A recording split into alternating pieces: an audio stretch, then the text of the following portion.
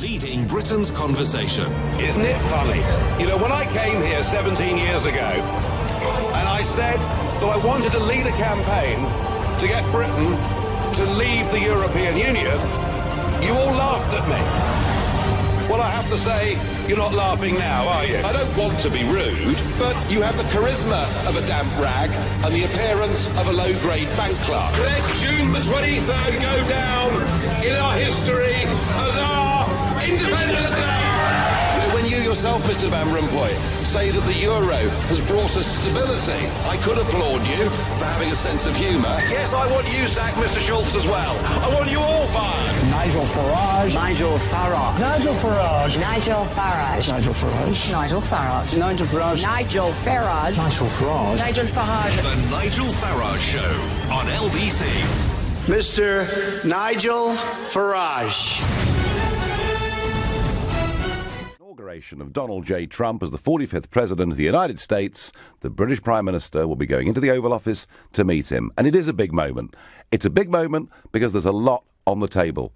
Trump has made it clear to me personally, he not only loves the United Kingdom, he wants to rebuild a relationship that was so sorely damaged over the course of the last 8 years. And from Mrs. May's perspective, well, she, of course, is facing some very tough renegotiations in Brussels. Mr. Juncker and his mates are saying we'll make life as tough as possible. We want Britain to become the exception. You know, you cannot have other countries following Britain, therefore we won't offer a deal. And one of the things that would massively strengthen Britain's hand, and particularly in terms of showing there's a bigger world out there than Europe, would be a trade deal with the USA.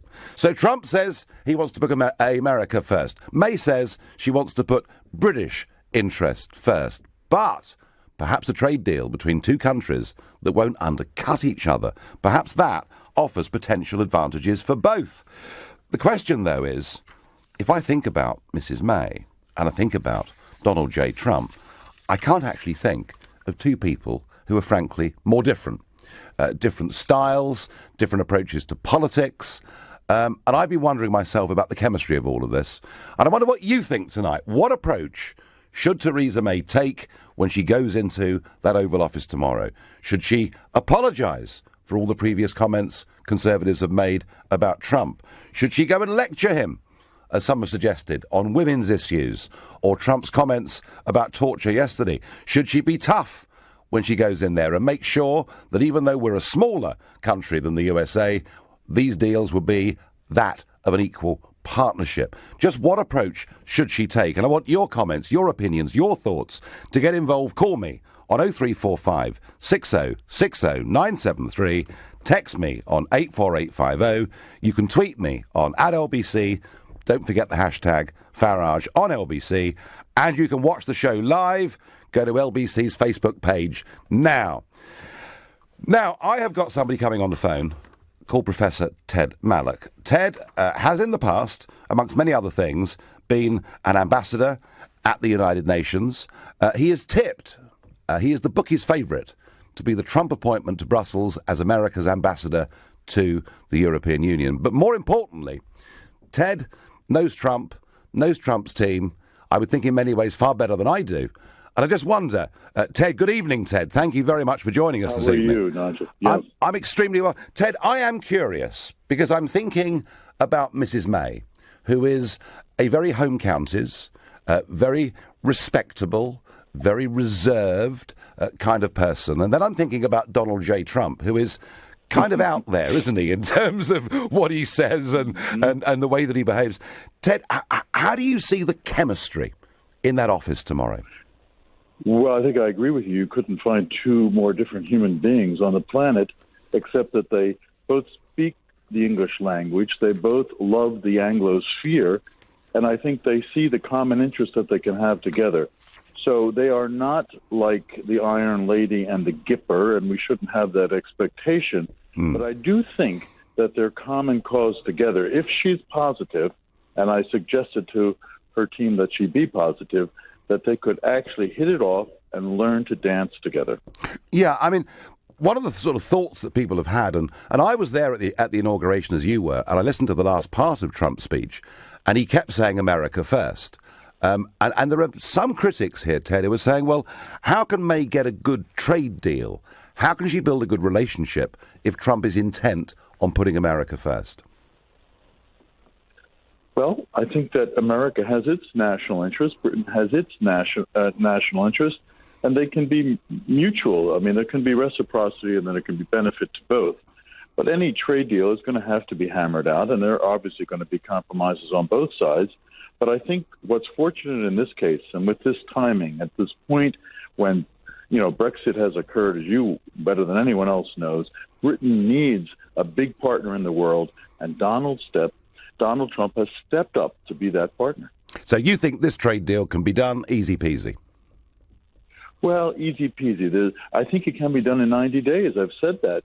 If you get the right people in the right place with the right instructions, and you, actually from the top tell them this has to be hammered out, it can be done. And then when Britain is ready to leave, which is, of course, 2 years from now, the next day you can announce we have a trade deal with the United States of America. But is that going to be good enough for Trump? I mean, we've seen already this week, Ted, that Trump moves quickly. He gets things done. And I mean, the very idea... Gotta go. You got to go. Ted, thank you for your insight. That's marvellous. So, ladies and gentlemen, Ted Malloch says that you can put your own national interests first and come to a deal that actually mutually suits both. And that's great. I actually think he's probably right. But what approach should May take? Malloch has advised the British government she should be positive. There are many others who think she should go there with a different agenda tomorrow. Many who think that actually Trump needs to be given a serious ticking off for one or two of the things that he said. And I wonder what you think. I wonder what James in Berwick-on-Tweed in Northumberland thinks. James, good evening. Good evening, Nigel. Yeah, right. Well, I think from a diplomatic point of view, I think one thing that Theresa May could go into the meeting with is an intention to express sympathy, if that's the word, because Donald Trump is very clearly very much preoccupied with the fact that he's won the presidency, but he lost the popular vote by a very significant margin. Now, I'm not talking about what's right or wrong about that, but obviously it's something that plays on his mind, and you can imagine why. Really, he's won the presidency. He's the most important man in the world. However, there is this question mark about the popular vote. And that does matter to him. He is Mr. Popular. This is part of his personality, as you know better than I do. So I think expressing some sympathy with that, and the fact that actually she doesn't have a mandate that is even up to that standard. Sure. I mean, James, the point about the popular vote is that Trump did not visit California once in the whole campaign. He thought, to hell with it. I'm going to lose anyway. I won't get the Electoral College votes. What is the point? So Clinton beat him in California by 4 million votes. And he, of course, finished up 3 million votes behind us. So I think, the reason that he was those votes behind is he frankly just blanked California. But I mean, do you think, James, she's going to be overawed by this guy? I don't think necessarily overawed, but I don't think she's going to be necessarily seeking to talk to him as an equal in the way that I think she needs to. This is my impression about Theresa May. I just happened to see a clip. Obviously everybody saw the thing at the EU summit where that was unfortunate. That was unfortunate, really. I mean, she can't expect necessarily to have the sort of welcome that she would normally get as a PM from Britain after what's happened. But for instance, she blanked it seemed to me the Taoiseach of Ireland. When they had a photo opportunity, she just blanked him. And I just wonder whether she is really able to accept that this is a meeting between two equals, because that's what it is. And so she needs self-confidence, James, doesn't she? She needs to step up to the plate, and you're quite right. She should not be worried if senior EU officials are unpleasant to her. I've had 17 years of it. I know all about it. I wonder what Will in Evesham thinks. Will, what should Theresa May be talking about? What approach should she take to this new president? Good evening, Nigel. Shouldn't she be talking about some values? I mean, the last time I checked, torture wasn't a very good in the UK. Surely, if this was a president of any other country who's just come out, internationally endorsed torture, quite proud of the fact, doesn't that ask some serious questions about his values? I know values aren't important to you, but they're quite important to a lot of people. Well, of course, we should remember that British governments in the past somewhat turned a blind eye, didn't they, to the rendition process? And it was George W. Bush who very openly used these techniques. I have to say, Will, this is an issue that I thought about personally. I've never been convinced, actually, that torture would get you the results that you want. But just to be fair to Trump here, he was asked in an interview what his attitude was. He said he believed in the use of waterboarding, but that it wasn't up to him. It was up to the CIA director, and it was up to the defence chief, and it will be up to those two men to decide whether they wanted to push Congress into having another vote. So I don't actually think that May necessarily needs to lecture him on this.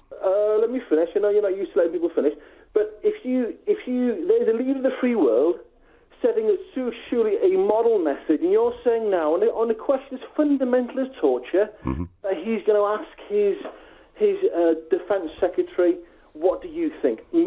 I think it's a great thing. And you don't think there's an issue there, do you, Nigel? Well, let's be frank. This has been American policy for some considerable part, of this millennium. So Obama stopped it. He would reintroduce it. Frankly, I don't think. I don't think that Congress. I thought you didn't like politicians who avoided the point. Is there a moral issue with a president who suggests that torture and actually actively endorses torture? Do you see a moral... Well, he also actively endorses the death penalty, as did Obama. There are many, many issues where, on social issues, abortion, for example, there are many issues here where Britain and America are very, very different. And whilst Trump may think that torture works, he's not himself going to be campaigning for it, and I doubt, to be honest with you, that it's going to be an issue, because I don't see Congress passing it. But I understand your point, that there are moral issues to talk about, but there is give and take. And if she goes down that line, in my opinion, she'll get stuck debating abortion. She'll get stuck talking about the death penalty. And that, I think, will be bad news. Your texts and tweets coming in. Text, nice hat, Nigel. For those that can't see, I'm wearing a Make America Great Again hat that Ian Dale brought back with him from the USA. It's going to be interesting. I hope she has some lead and impresses him so we can get some fair business done. Dan in Wellingborough. Nice one here. A tweet here that I perhaps possibly agree with. May, Trump, opposites attract. Well, let's hope that's right. And lastly, another tweet. Nigel, love the baseball cap and the suit tonight. A bit quirky, but stylish. Well, take your pick. Right now, you're listening to The Nigel Farage Show, exclusively on LBC. It's 7:15. This is LBC, The Nigel Farage Show. Call 0345 6060 973. Text 84850. Tweet at LBC using the hashtag Farage on LBC. It's a big day tomorrow as two very different people meet in the Oval Office. The question I'm asking is, how should Mrs May approach this meeting and the 45th President of the USA? And let me throw in a thought from myself. I've met Trump a few times, and I know some of the people around Trump who I've known for years. And the one thing about Trump, and people who've known him, we had Ted Malloch on earlier, who knows him. I've spoken to Piers Morgan, who's known him quite well for about 8-9 years. One thing about Trump is he's incredibly loyal to people. When I spoke with him on that stage in Mississippi, because I'd kind of put my head over the parapet in the way that I had, he said to me on that stage, as I was walking off, "You will be my friend for life." And I got a feeling when he said it, he absolutely meant it. But he also is somebody who doesn't forget. He does not forget if people cross him or say unpleasant things about him. And I can certainly vouch for the fact that some of his team feel the same way. Now, traditionally, there's been an amazingly close relationship between the British Conservative Party and the American Republicans. But just have a think about this. The two senior staffers in Mrs May's team in 10 Downing Street, one of them, Fiona Hill, said during the campaign, Donald Trump is a chump. Nick Timothy, seen very much to be the Rasputin of Downing Street these days, said American politics was depressing enough before Trump took off. As a Tory, I don't want any reaching out to Trump. Boris Johnson Boris, always great for a quote. It's normally cities that he slags off. But Boris said of Trump, he said, the only reason I wouldn't visit some parts of New York is the real risk of meeting Donald Trump. But it goes a bit higher because David Cameron, our former Prime Minister, said Trump is stupid, divisive and wrong. And Mrs May herself said, I take a simple view about the way I like to see campaigns being conducted. I like them to be conducted in a calm and measured way with proper consideration of the issues, which pretty clearly was a dig at the Donald's campaign style. And I'm going to throw this in. This is my two penneth. I think straight-talking businessmen like Trump probably do bear grudges. But the one thing they do respect is people who front up, is people who say, do you know what? We have made a Horlicks of this. We've got this wrong. And I think what Mrs May needs to do early on in that meeting is to apologise for the bad blood there's been between the Conservatives and his campaign and attempt to wipe the slate clean and then crack on with a really positive meeting. That's what I think. But I wonder, I've got a call here from Chicago. Eric, tell me, how do you think this meeting's going to go tomorrow? What should Mrs May be doing? Hi, Nigel. It's lovely to speak to you. Good evening. What do you think? Well, as you were just saying, I really hope Miss May takes a responsible, mature approach, because I'm really interested in British politics, and it seemed like all the politicians there try to have a swing at Mr. Trump. It was almost a contest to see who could knock him off as hard as possible. So hopefully tomorrow she takes a responsible approach. She really has no leverage with the EU trying to, come down on her in a hard way. So a trade deal with America would do good for Britain, I believe. Yes, Eric, I do too. And I think it would not only be good, because there are some, in financial services and things like that, there are some quite significant barriers to trade between us and the USA. It isn't so much an issue of tariff, but perhaps, more an issue of regulation. Eric, my problem with it is this, that let's just say they meet in the Oval Office. It all goes fantastically well. Trump says, listen, we love you guys. We want to do a free trade deal with you. It'll be good for us. It'll be good for you. And boy, it'll strengthen your hand when you go and meet these unelected people in Brussels. I tell you what, Theresa, let's start work now. My people will work 24 hours a day. We'll get this done and dusted in 90 days. And then we can sign a trade deal in a few months' time. And Theresa May then says, well, that's very sweet of you, Donald. And yes, it would be incredibly useful, but unfortunately, Mr Juncker at the European Commission won't let me sign this trade deal until we've left the European Union, which looks like being in March 2019. Eric, my view is Trump is unlikely to have much sympathy with that. Yeah, I believe so as well. And if I could ask you another question, Nigel, I was wondering about the Supreme Court ruling that happened a few days ago. Yeah. And I just thought this would be more of a positive for you, more so than a negative, because your show a couple of days ago seemed a little down on it. But don't you think this is a great way to legitimize Brexit? And because if the politicians don't do what the people have voted for, they've kind of show themselves for who they really are, and this might be a good thing. Yeah, there is an argument. I mean, Eric, there are some arguing. No, actually, it's a good thing, because Parliament will vote on this, and Parliament will pass that, and that will end the argument. Yeah, I get that, Eric. However, for me, the real issue, and why I was pretty angry a couple of nights ago, is that government leaflet, the official leaflet that went to every home in Britain, could not have been clearer. This is your referendum. This is your choice. We will do whatever you ask us. And that's why I was upset. Eric, I'll be frank with you, I'm not too worried about this. Whilst there will be rebels within the Labour Party, Article 50 will go through. And I, at the moment, doubt that any serious amendments will go through. And I repeat the point. If they do, if Parliament does, water down this Brexit or delay this Brexit, we will have a political revolution, the likes of which this country has not seen in years. Eric from Chicago, thank you very much indeed for your call. Facebook messages. Rhoda Baker says, I'm sure Nigel Farage prefers Britain to be America's 51st state instead of staying in the EU. No, Rhoda. I want us to be an independent, sovereign, democratic nation.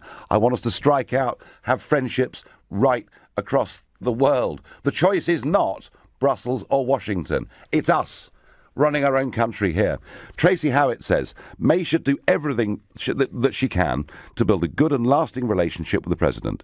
He is prepared to do everything to help Britain whilst helping the EU go down the tube. Well, I think that's probably right. I think Trump is a mega Eurosceptic. And if Ted Mallock, who we had on the programme earlier, becomes America's ambassador in Brussels, it will be a 180-degree change in terms of policy from everything the Americans have said since the early 1960s. It is going to be quite lively in Brussels if Ted gets that job.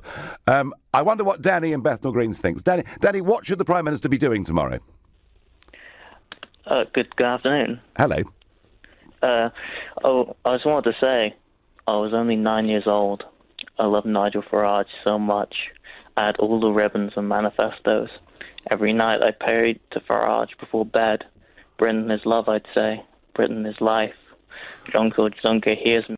Right, I think we've lost Danny. That wasn't making a lot of sense. Right, let's move on. Let's go to Nick in Dartford. Nick, what should our Prime Minister be trying to do in that Oval Office tomorrow? What approach should she take? Hello there, Nigel. Hello. How are you? All right? I'm well. Good. I think, first and foremost, she's got to act very professional and not try to be his mother. In other words, don't, bring up the green policy, the feminine policy, all this, that and the other, just talk business.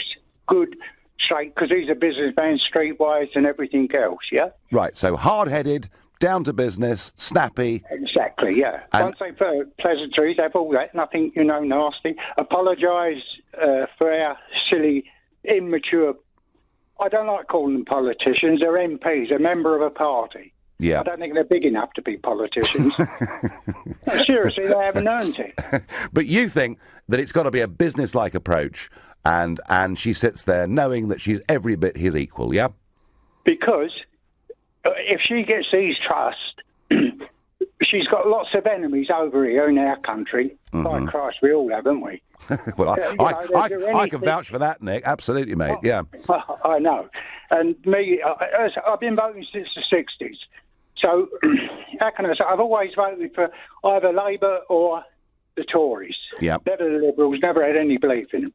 I've been proven right here. Muddled Eddie Dow. And how can I put it? None of them ever come round from my country, yeah?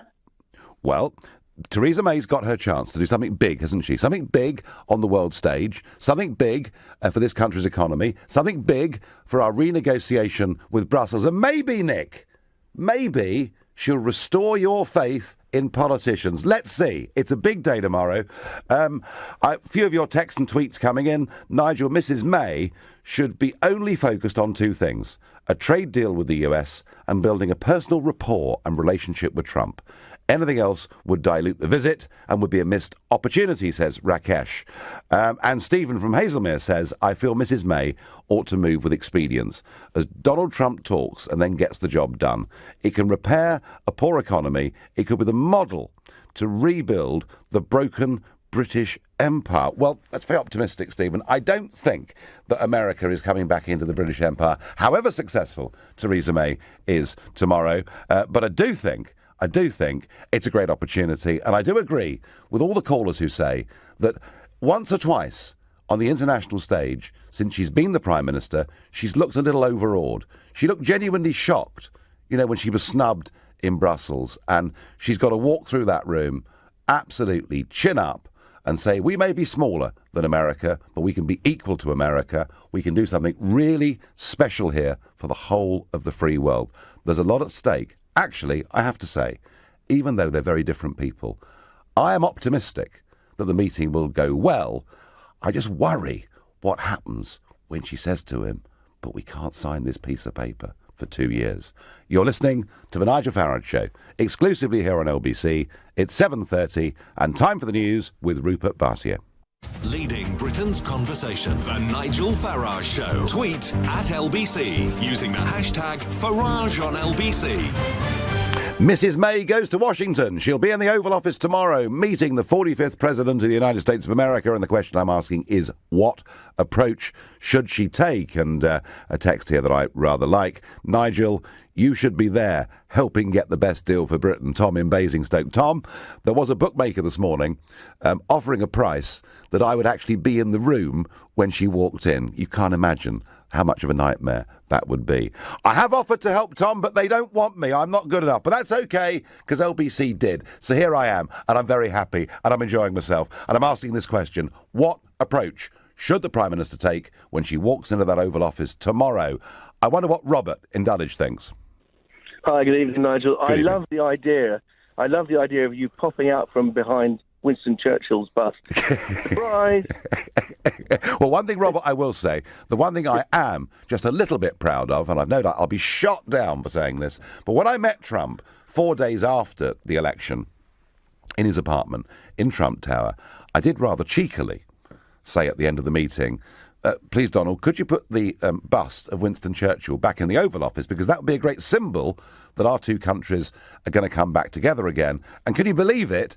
The bus went back on day number 1, which I think, Robert, shows that Trump has got very good intentions towards this country. But what should Theresa do, Robert? That's the real question. Okay, so she goes into that meeting with Trump, and the fact is that her parliament, or the parliament that she is a member of, actually set aside time to debate whether they should ban Donald Trump coming to this country in the run-up to the US election. They did. The backdrop is of members of her own cabinet publicly attacking the man in the run-up to a general election and saying very nasty things about him.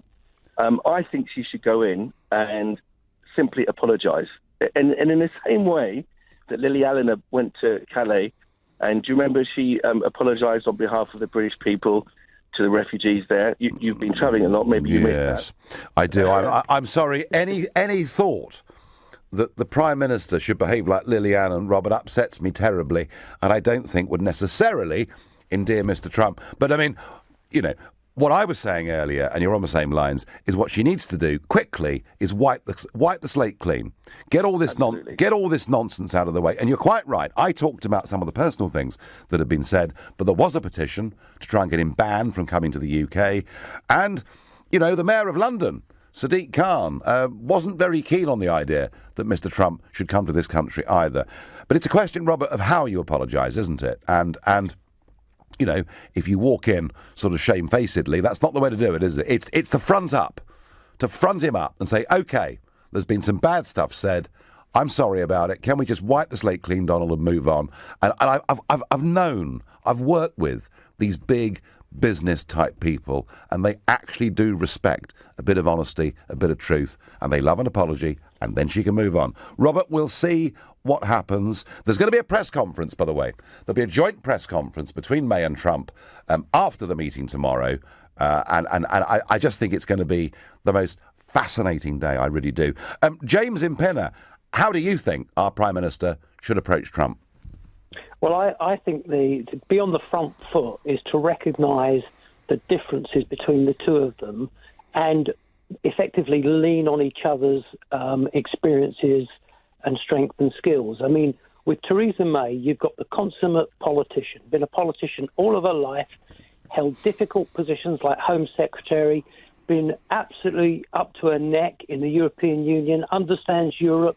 She can be a massive help to Trump in terms of how he wants to engage on foreign policy and all sorts of things. Trump, on the other hand, has been a businessman all his life, has got no experience of politics, but he knows how to strike a deal. You know, deals are all about understanding negotiation, understanding power. The thing that's probably got Trump rattled at the moment is that Merkel is sitting there with a market that has a population in it of 440 million, if you take the UK out of it. He needs to know how does he engage with that. The more that he can use Theresa May to undermine Merkel's position and to open up that market and effectively leave the BMWs, the Mercedes and the Volkswagens sitting in Germany and try and get the Chryslers and the Fords breaking into Europe is going to be his strategy. It's going to be very interesting, James, isn't it? That whole side of it. I see where you're coming from, but I worry slightly because Trump really dislikes the European Union. He loathes it. he believes in nation-state democracy, very much as I've always believed. Mrs May's line is that we're leaving it, but we wish the European Union well. So, James, it's going to be fascinating to see, what comes of that European debate, and even more fascinating to see what's said about it at the press conference afterwards. And nearly always with these press conferences, you can tell from what's not been said actually where the problems may be. Your Facebook messages coming through fast. Roger, nice hat, Nige. Gift from Donald. Well, for those watching on Facebook, I am wearing a Great America, Make America Great Again hat. Jason Stevens says, Theresa May should be signing a quality trade deal with America and telling Europe, if you don't do the right thing by Britain, we're out. Well, kind of, Jason, we've sort of told them that already, I thought. David Lincoln says, we will see how much of a backbone Theresa May has. In all honesty, she has a lot of room to insist as to what the rules are. Juncker doesn't have any credibility as to when the deal is signed. And Stephen Cliff says, if she signed a trade deal, what the hell could they do? Sign away, Mrs May. I like it. Very good. I wonder what Ellis in Cheshire thinks. Ellis, what does our Prime Minister need to do tomorrow? To be honest with you, Nigel, I actually think you've got it wrong on this one. You say that we should apologise. I'm a massive fan of yours, by the way. I spoke to you a couple of weeks ago. But I think, look, as best friends go, we need to tell him when he's wrong. He said some stupid things in the election campaign, and he said some stupid things about women. And I actually quite like Trump. I think he's fresh. I think he's going to actually bring a really good mix to the to the world's democracy. And and he wants to do a trade deal with the UK. But she's got to talk frankly. And we should have a relationship with her like that, because we couldn't have it when Blair was there, because Blair took us into a war that we should have never been in. So actually, we do need to have frank talks with him. And actually, there's nothing wrong with that, because that's what best friends should do. Yes, I mean, you're right. There could be a sort of two-way apology that goes on here, I guess. And I see where you're coming from, Ellis. On those quotes, those horrible quotes about women, he did apologise profusely. I was there in Las Vegas at the debate. I saw him do it. He did apologise for it. But look, Ellis, I'm not suggesting, by the way, this apology takes up much of the meeting. It doesn't need to. It's just that question of fronting up and saying, look, my entire cabinet said horrible things about you. The whole opposition, many of the opposition party didn't think you should even be allowed to visit our country. Alex Salmond's been beastly about you. Let's forget about it. I want to work with you. I want to put it all behind us and get on and do something for the benefit of both. Ellis, do you want to see this trade deal done? Yes, absolutely. I want us to have a trade deal as quickly as possible. What about NATO, Ellis? What about NATO? What does she need to say to him about NATO? I think he needs to we do need him there. But I think the most important thing is negotiating that trade deal. I think, first of all, that's the most important thing that needs to happen at the moment. We need to actually get the ball rolling, because once we're talking to America and people know we're serious about doing trade deals, the rest will come flooding in. Yep. OK, Ellis, brilliant. Thank you. And a very positive text that's come in here from Alan in London. The UK and the USA need the special relationship with each other much more than they need a dysfunctional relationship with the European Union. So Trump and May are sure to hit it off really well. Good luck. Very, very optimistic. I wonder, is Ali in Stoke Newington optimistic about tomorrow? And how do you think the Prime Minister should approach Trump? Hi, Nigel. Congratulations on last year's campaigning. Thank you. I think Theresa May should align our interests with Donald Trump in weakening Germany. We don't know what's going to happen in the summer with the French election, and if the French come out of the European Union or express an intent to do so, then I think this is a win-win situation potentially. Yes. If we can get a trade deal, less weaken Germany and open up the markets for our cars and their cars, I think it's going to go a long way.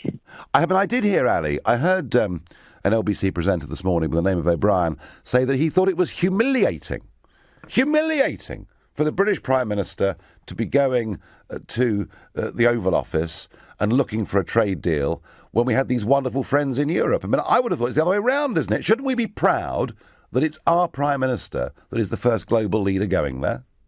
Yeah, I mean, people have short memories. They've forgotten where the European Union was 2 years ago with what was happening with Greece. I think the Varoufakis made very good arguments.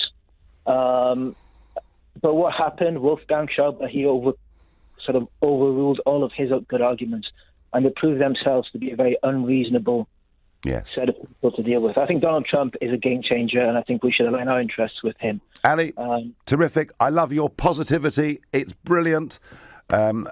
Tweet here, sorry to break up the Trump fan club, but how can you apologise to a man who thinks torture is OK? Well, look, he thinks the death penalty is OK, and most people in Britain now, I would suggest, don't. He has cut all funding for abortion taking place in the third world, and I'm guessing many of you listening to this will take a different view. You know, we have the same language. There are many things we share in common, but there are some quite big cultural differences too. And I would have thought if tomorrow's meeting gets into lecturing and moralising on these issues, then it would end as a disaster. That is certainly my feeling. You're listening to Nigel Farage exclusively here on LBC. The time now is 7:45. Leading Britain's conversation. LBC, The Nigel Farage Show. Minutes before we went on air, Donald Trump was speaking, and he said the British are coming and they want to talk trade. And I will, in my final thought at the top of the hour, give just a few thoughts on my worries about that. Mike Day's worried on Facebook. He says a US trade deal will sell the NHS to US corporations. Mike, you're quite right. There'll be tough chapters to negotiate on the health service, but equally on food safety. Yeah, these things aren't easy. There are lots of difficult negotiations, but if you get them right and remove barriers to trade, there's a lot you can do. Sean Morris is sceptical. He says all this harping on about trade deals, what could we actually sell to the US? Shoes, Savile Row suits, Jaguar motor cars, insurance services, financial products. There's a whole load of things, Sean, that it's quite difficult to sell into America because of regulation, bureaucracy, and a little bit of tariff too. And Andy Wotton on Facebook says, Nigel, change the hat to say, make Britain and America great again. I like that. Yasmin in Sunbury. Yasmin, what should Theresa May's approach be tomorrow? She should just be herself. She's a strong woman. She's a woman with a mind of her own. She managed the police, and they are a tough bunch to deal with as Home Secretary. Yep. She should be honest about her views if she has something that she disagrees with him, because it's supposed to be a special relationship. So let's be honest. I mean, we're not the, puppy, the lapdog. We are Great Britain, and in a democracy, if it is still a democracy country with then why should she apologize? It doesn't matter. You should, if you have a just leader, you should be able to say to your leader, you were wrong, you were, racist in your comments. This is not the way to behave, which he did during his campaign. And if she's a true leader for Britain, for Great Britain, she will say what she has to say without having to apologize. And if he is a true leader, he won't hold personal grudges himself, because that's not, that's his own personal thing. He has to look out for the country and negotiate with his special relationship with Britain, as we always have. Do you think, Yasmin, that meeting is going to end well tomorrow? It will, because she is a very strong woman, as I said. She's a very sensible woman, and I admire her. And I think she will be able to manage it. And, I think that he will secretly admire her himself, because Donald is one of those men. He likes pretty women, but a strong woman is someone he looks up to, and I think it will go well. Well, he's certainly got some form in that department. You're right, Yasmin, very optimistic indeed. Peter in Rains Park, what do you think? I mean, there are some people, Peter, I'm told, who think she shouldn't even be going at all. What do you think her approach should be tomorrow? I think she should be going in with her nose closed and her fist clenched. Right. And what she should be doing, she'd be standing up to the bullies. If you don't stand up to the bullies, the war will be run by bullies. And what you need to understand, Nigel, is that Britain is the best country in the world, and we are the bastion of democracy, not the United States. And we cannot be apologizing to the misogynist, to the racist, to the liars. And we can't, in any relationship, the fundamental principle is to have trust. And how can you build trust with a pathological liar? So what would you tell me? So Peter, what would you do? So Peter, what would you do? I mean, would you not go? Would you go? Nigel, a lot of people throughout generations gave their lives for us to enjoy the life we have now. And these freedoms, we cannot sacrifice them because we're desperate for a deal. Because if you betray your principles, there is no point in living, Nigel. Well, Peter, I don't know whether you've been to Omaha Beach or any of those American cemeteries across in France, but the Americans paid a pretty heavy price too for this, didn't they? Well, they didn't pay the price to have someone in the office now, so-called leader of free world, who is a bully, who's just said today, if Mexico doesn't respect the United States, we don't like that. Well, apparently, who's bullying who? He's trying to build a wall Mexicans didn't ask for, and he's telling them they're not respecting the United States. Peter, I will grant you one thing. He is trying to bully American corporations to make product in that country. And yesterday he announced 2 big gas pipelines. There's been a hell of a row over this for years. He announced 2 big gas pipelines. And when he asked one of the officials, oh, by the way, where's the steel coming from? They were told it was all coming from overseas. And he basically has said, right, scrap that. We're going to build it in America. He will bully big corporations, Peter, but I think, won't he, Peter, stand up for ordinary people against big business and against Washington? Surely he's going to do that. Nigel, have you been to one of his hotels? I have, yes. Have you checked where his towels and everything else is made? Yes, I have. I'll tell you a secret. They're made in China. Yeah. Yeah, so isn't it a bit of a hypocrisy? You know, when it comes to his own business, he looks for the best deal, the cheapest, and he goes to make it in China, while telling everyone else to do Americans and buy Americans. Well, I think he would argue the same with tax, wouldn't he? That he's been allowed through a very complex system in America not to pay tax for many years, and as he says, if you want someone to solve this, get somebody who has been able to use the system to their own advantage, so that it's someone who gets it, so that they can make it fairer. No, I have been, Peter, to the new Trump hotel in Washington is in the old post office, and it's a fantastic place to go. It's fun, it's buzzy, and I'm supposed to be going there in a few weeks' time, but I didn't check where the towels were made last time, and I promise, Peter, I will report back. Please ring me again in a few weeks, and I'll report back. And thank you. David in High Wycombe. David, what should she do tomorrow? Well, shouldn't she actually go in and ask why we would want a trade agreement with a country that doesn't want to trade with external countries? She could ask that, David, but if you think that, you've misread Trump, OK? No. Hang on a second. You just said a moment ago that all the steel that he's going to use needs to come from inside of America. He needs to encourage all the companies within America to make sure they develop in America.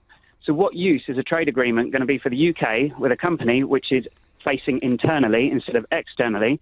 And why would we swap a trade agreement with one of the largest bodies in the world who want to trade with us for a country that is actively saying it doesn't want to trade with other countries? Well, the trade agreement we have with the European Union prevents us having trade agreements with the 4/5, in fact more than 4/5 of the world's economy that is outside the failing European Union. So the point, David, is we're freer, ourselves to do bigger things on a world stage. Trump has a beef with China. He has a beef with Chinese steel. He feels they've massively overproduced, they've dumped it on the world markets, and they've done it using government subsidy, frankly, to put people out of business very unfairly. What Trump will do is he will build genuine free trade deals with countries that he sees as equals. And one of the reasons Trump wants to do this tomorrow is because he wants to show the world he's not isolationist, but he is selective about who his friends should be. Do you buy that point from me? No, not at all, because realistically, we have trade in this country which is matched to Europe and matched to European environments, and it's matched to those cities. Now, if we were to think about the car industry in the US, it is not relevant to our car industry in the UK.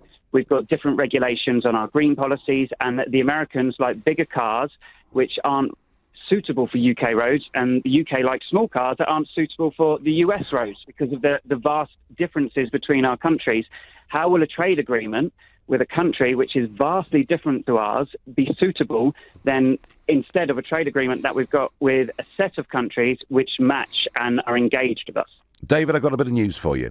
the year before last, for the first time ever, despite being so Eurocentric in our thinking and convincing ourselves that it's only Europe that would buy our cars, and almost being told that it was Europe that was buying all our cars, we now sell, David, more cars to non-EU countries than we sell to EU countries, and that trend will continue to grow. One of the reasons I campaigned for Brexit is because I wanted this country to go global, and I see tomorrow as being a very, very important step down that road.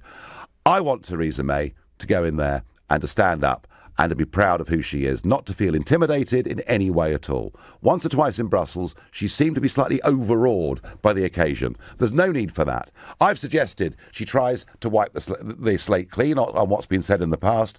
I'm sure if she says that, he in turn will say to her, I went a bit over the top once or twice. I wanted to be positive, but I think we have a problem. And the problem I think we have is he says, OK, let's go, let's do it. And then what happens is she says, I'm sorry, but Mr. Juncker says we're not allowed to sign a trade deal until you've left the European Union in 2 years' time. She's going to have to start getting a bit tougher, isn't she? Trump won't respect that. Come on, Mrs. May, ignore the EU, get on with it. What could they do? Throw us out? Come on, make Britain great again. You've been listening to Nigel Farage here on LBC. I'm back on Monday at 7. Coming up at 10, it's Ian Collins. But up next, it's Clive Bull. Thank you, Nigel. So, Jeremy Corbyn has told his MPs they've got to support the Brexit bill to trigger Article 50 and see it through in just 2 weeks.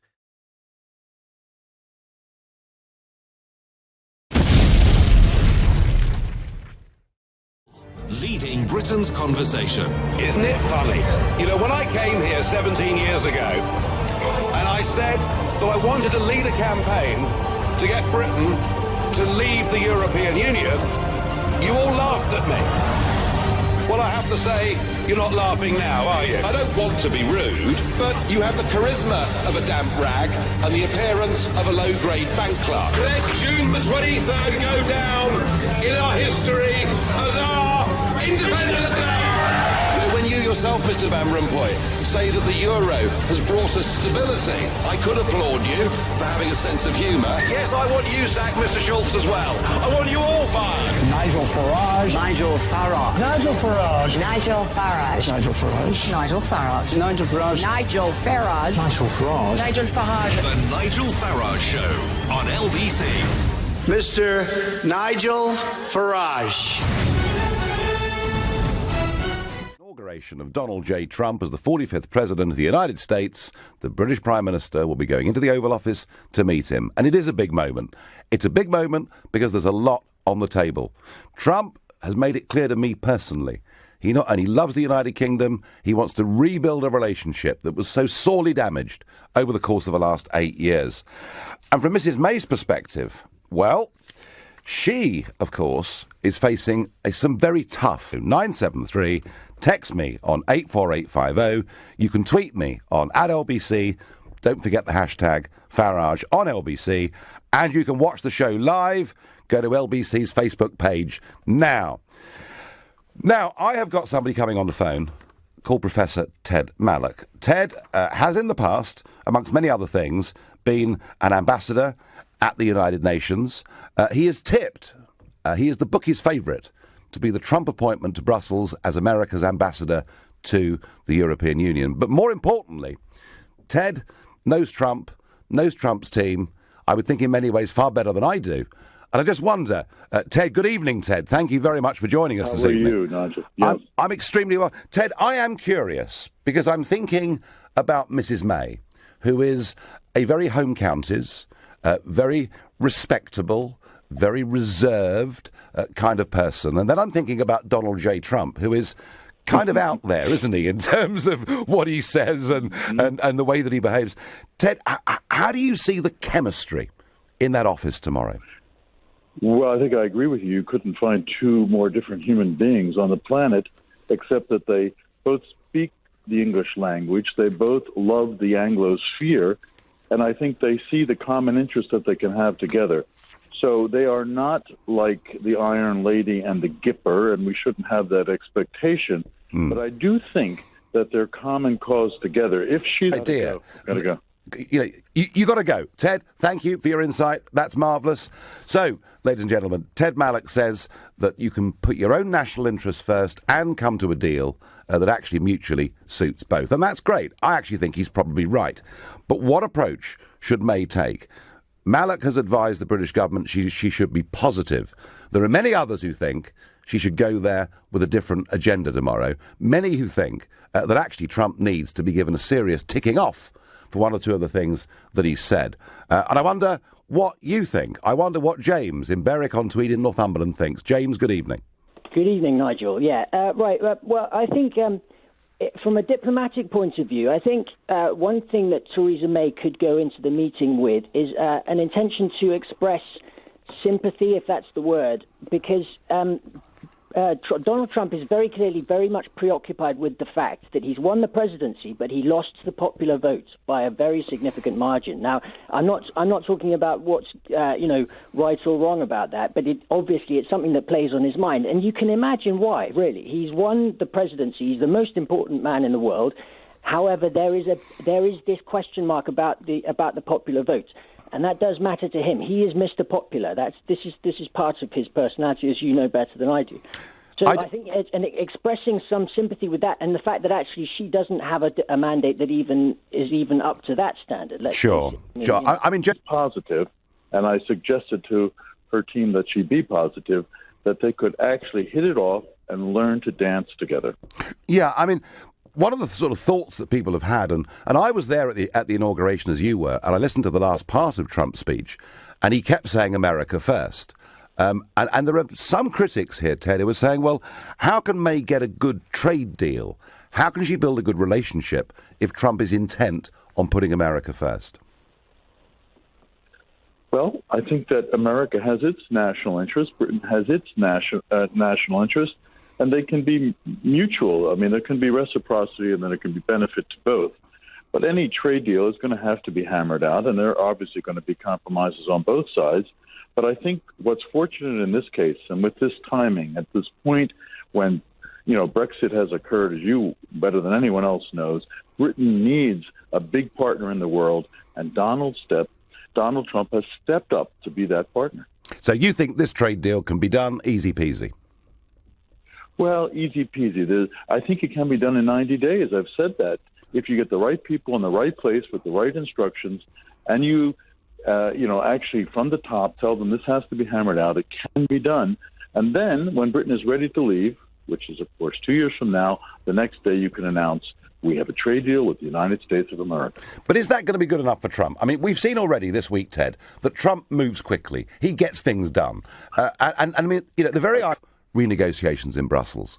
Mr. Juncker and his mates are saying we'll make life as tough as possible. We want Britain to become the exception. You cannot have other countries following Britain, therefore we won't offer a deal. And one of the things that would massively strengthen Britain's hand, and particularly in terms of showing there's a bigger world out there than Europe, would be a trade deal with the USA. So Trump says he wants to put America first. May says she wants to put British interest first. But perhaps a trade deal between two countries that won't undercut each other. Perhaps that offers potential advantages for both. The question, though, is, if I think about Mrs. May and I think about Donald J. Trump, I can't actually think of two people who are frankly more different.